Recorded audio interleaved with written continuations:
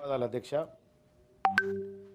6000 పాఠశాలలు తెలంగాణ రాష్ట్రంలో మూతపడ్డాయనేటువంటి ఒక ప్రశ్న ఉత్పన్నమైనప్పుడు అధ్యక్ష, ఇది కొన్ని పాఠశాలలు మూతపడ్డ మాట వాస్తవమే, కానీ ఈ మూత పరంపర గత 10 ఏళ్ల నుంచి కొనసాగుతూ వస్తూ ఉంది అధ్యక్ష.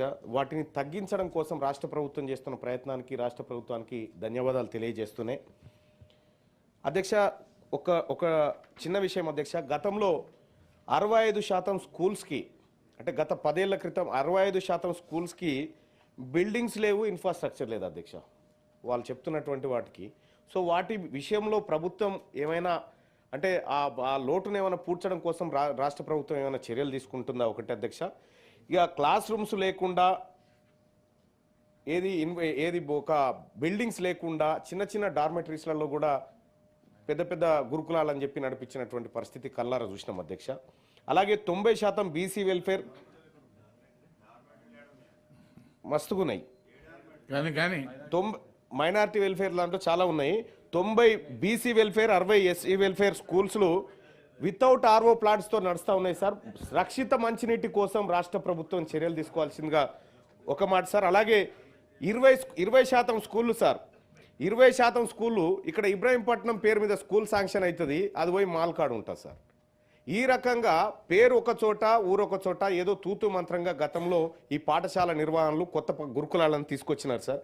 ఇక్కడ గమ్మత్ విషయం ఏంటంటే సార్, ఇంకా గతంలో 2014లో బీఆర్ఎస్ పార్టీ మేనిఫెస్టో చూసి నేను సంతోషపడ్డా సార్. ఏది వృత్తి విద్యా కోర్సులను ప్రోత్సహిస్తాం, ఒక ఏది పాలిటెక్నిక్ కళాశాలలు ఏర్పాటు చేస్తాం నియోజకవర్గానికో జిల్లా కోట అని చెప్పారు సార్. సరే అవి ఎటుపోయినాయో ఏం కథనో మనకు తెలియదు. ఇప్పుడున్నటువంటి పరిస్థితుల్లో అయ్యా BRS party manifesto 2014 page number 12 చూసుకోండి. 2014 BRS party manifesto page number 12 point number 16 చూసుకో అధ్యక్ష.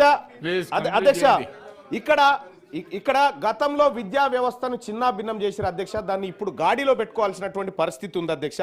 ఆ గత హయాంలోనన్నా ఈ హయాంలోనన్నా మూతపడ్డ పాఠశాల విషయంలో నేను ఒక సూచన చేయదలుచుకున్నా అధ్యక్ష తమరి ద్వారా సార్. ఇప్పుడు మన ఒక దాదాపుగా 1913 పాఠశాలలు ఏవో మూత దిశగా ఉన్నాయని చెప్పి మనం అనుకుంటున్నాం సార్. ఈ మూతపడ్డ పాఠశాలలకు ఇన్ఫ్రాస్ట్రక్చర్ ఉంది, గ్రౌండ్ ఉంది, అన్నీ ఉన్నాయి. ఇప్పుడు ప్రభుత్వం ద్వారా అక్కడ నడపలేనప్పుడు మీరు ప్రైవేటు వ్యక్తులను, అక్కడ బీడీ చేసుకున్నటువంటి నిరుద్యోగులను ప్రోత్సహించి ఈ పాఠశాలను రన్ చేసుకోవడానికి వాళ్ళకు అవకాశం కల్పిస్తే తద్వారా వాళ్ళు కొంత ఉపాధి పొందగలుగుతారు, అక్కడ ఒక కొత్త స్కూల్ ఏర్పడగలుగుతుంది. ప్రైవేట్ పరం చేయమని చెప్పట్లేదండి, ప్రైవేట్ పరం చేయమని చెప్పట్లేదు. దాంట్లో మీరు వదిలిపెట్టిపోయినటువంటి రైట్ టు ఎడ్యుకేషన్ ఇంప్లిమెంట్ చేయమని చెప్తా ఉన్నా గవర్నమెంట్కి. దాంట్లో 25% ఎడ్యుకేషన్ పేద పిల్లలకు అందించడం కోసం రైట్ టు ఎడ్యుకేషన్ అక్కడ ఇంప్లిమెంట్ చేస్తే ఇన్ఫ్రాస్ట్రక్చర్ మనం వాడుకున్నట్టు ఉంటుంది.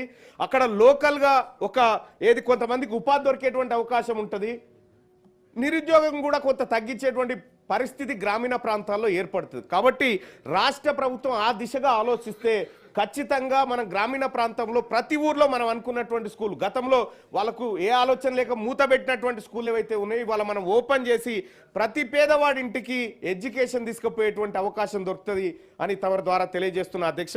ఇంకొక విషయం అంటే అధ్యక్ష, సప్లిమెంటరీ ఇదే సార్, సప్లిమెంటరీ ఒక్కటే క్వశ్చన్ ఉంది సార్. ఇప్పుడు ఫీజు బకాయిల గురించి కూడా చాలా మాట్లాడుతూ ఉన్నారు సార్. నిజంగా ఇబ్బంది జరుగుతూ ఉంది సార్. దాన్ని కూడా దయచేసి పెద్ద మనసుతో ఆ ఫీజు రియంబర్స్మెంట్లు ఏవైతే పెండింగ్లు ఉన్నాయో గతంలో అడగలేకపోయినాం, వాళ్ళు చేయలేకపోయారు, మన ప్రభుత్వం అన్న చేయాలని రిక్వెస్ట్ చేస్తా ఉన్నా అధ్యక్ష. ధన్యవాదాలు. తెలంగాణ రాష్ట్ర విశ్వకర్మ మనుమయ సంఘం వారు నాకు ఇచ్చినటువంటి పిటిషన్ను మీ ద్వారా ప్రభుత్వానికి నేను అందజేయాలనుకుంటున్నాను అధ్యక్ష. ఇందులో ప్రధానంగా వడ్రంగి మరియు కమ్మరి సామాజిక వర్గానికి సంబంధించినటువంటి మిత్రులు ఉంటారు. వారందరూ కూడా ప్రధానంగా మరి చేతి వృత్తుల మీదనే ఆధారపడి జీవించేటటువంటి వారు. కాబట్టి ఈ సంవత్సర కాలంలో ఈ కొత్త ప్రభుత్వం వచ్చిన తర్వాత మరి కర్ర కోత మిషన్లకు అనుమతి ఇవ్వలేదనేటటువంటి అంశాన్ని వారు ప్రధానంగా రేజ్ చేయడం జరిగింది అధ్యక్ష. కాబట్టి వీటికి అనుమతి ఇవ్వాలని చెప్పి ప్రభుత్వాన్ని మేము కోరడం జరుగుతూ ఉంది. అట్లానే విద్యుత్ సబ్సిడీ ప్రస్తుతానికి 50% గౌరవ ముఖ్యమంత్రిగా కేసీఆర్ గారు ఉన్నప్పుడు ఇవ్వడం జరిగింది అధ్యక్ష. దీన్ని పెంచి 100% ఉచిత విద్యుత్తును అందించాలని చెప్పి వారు అడుగుతూ ఉన్నారు అధ్యక్ష. దాన్ని కూడా మేము ప్రభుత్వాన్ని కోరుతా ఉన్నాం. అట్లానే ఉచిత కార్పొరేట్ వైద్యానికి సంబంధించి వారు రిక్వెస్ట్ చేయడం జరిగింది అధ్యక్ష. ప్లస్ వృత్తి సంబంధిత వైకల్యం ఎప్పుడైతే జరుగుతుందో వాటికి సంబంధించి ఇన్సూరెన్స్ని తప్పకుండా ప్రభుత్వం చేయాలని చెప్పి, ఎప్పుడైతే అట్లా యాక్సిడెంట్ అవుతుందో తక్షణ సహాయం కింద 5 లక్షల రూపాయలు అందించాలని చెప్పి వారు డిమాండ్ చేయడం జరిగింది అధ్యక్ష. అట్లానే తక్కువ వడ్డీకి రుణాలు ఇవ్వాలి, మేము వడ్రంగి కమ్మరి సామాజిక వర్గానికి సంబంధించినటువంటి వాళ్ళం పేద స్థితిలో ఉంటాం కాబట్టి మాకు తక్కువ వడ్డీకి రుణాలు ఇవ్వాలని వారు డిమాండ్ చేయడం జరిగింది అధ్యక్ష.